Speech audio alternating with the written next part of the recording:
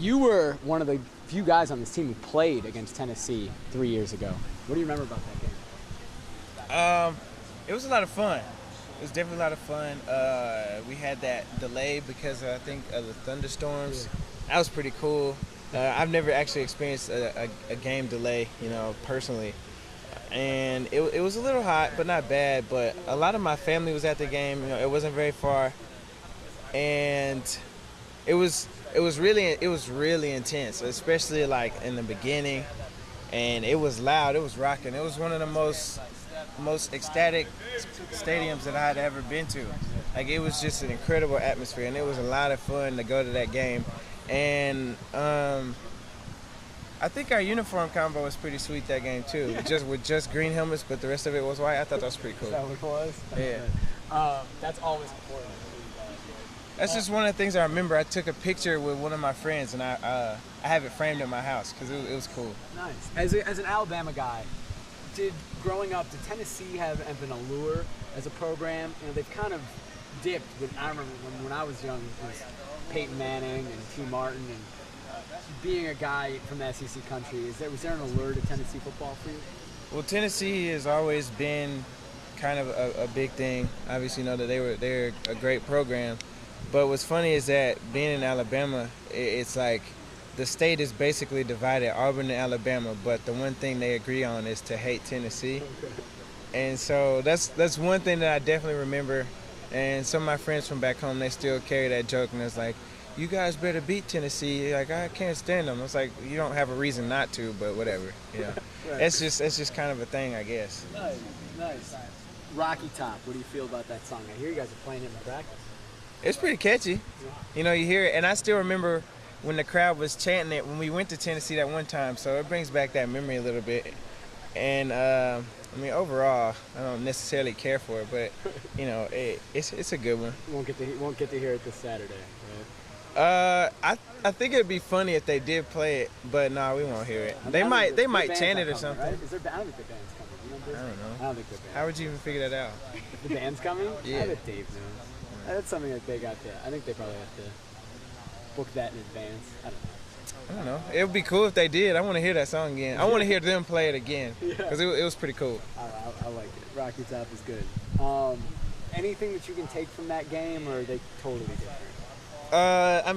They're not too much different, but for the most part, they have changed. The coaching staff has changed a little bit, but they still play some pretty physical football. I was trying to think of the right word, but they play some physical football the same as any other SEC team would, but it's just that they do it in a different way. Like the way that their formations are, it looks like it would be more of a spread team, but they still have the same soul as another team that would ground and pound and throw the ball in the air after a couple plays. So overall it looks different, but I feel like it's a very similar philosophy. It just it has a different skin on it. It looks like they like to run the ball. I think they're 2-1 in run to pass. Mm-hmm. As a defense, how does that change? I guess you personally, your responsibilities on Saturday. Well, it can't really change responsibilities. Everybody's responsible for looking at a certain thing, and once you see what happens, then you react to it. It's not necessarily like, oh, they're gonna run the ball, so let's expect a run. Like, no, you have to see what everybody is telling you what to do. The linemen are going to tell you if it's run or pass, or they're going to tell you if it's a draw or if it's a screenplay. You can't necessarily just bank on the fact that, oh, they run the ball more, so let's expect that. And that's how you get beat on play action and things like that, when you look away from where you're supposed to. Nate Costa was telling me that when you guys were in Knoxville, the fans were chanting SEC. I guess he remembers that. Out there's a pride, it seems like, for the whole conference that maybe doesn't exist here. But is there a reverse for you guys? Is there a pride in beating an SEC team as a Pac-12 team? I feel like a lot of people have pride in their conferences as it is. I know a lot of times when we have bowl games or something that you're watching with somebody else, you cheer for a team that you recently just played against.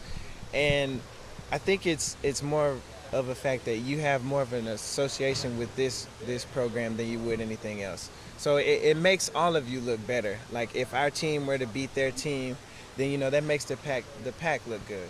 As a matter of fact, like, You know, let's say when Texas recently lost, you know, that makes BYU good. It makes their competition look better. Things like that.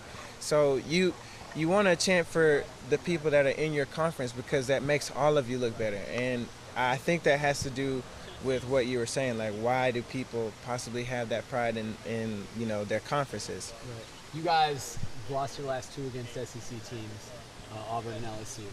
Two of the best teams in the country those years, if not the best. Is there for fans? I mean, there might be some sort of we need to beat an SEC team for you guys.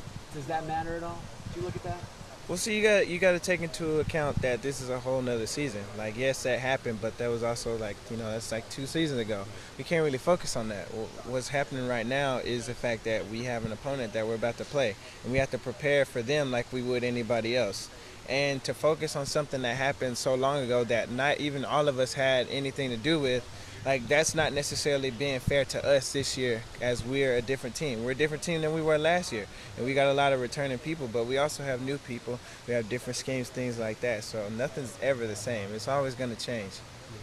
You mentioned the physicality of the game that's going to be played on Saturday. If you were to say one specific challenge that Tennessee's going to bring, what would that be? Well, we got our work cut out for us as far as their offensive line goes.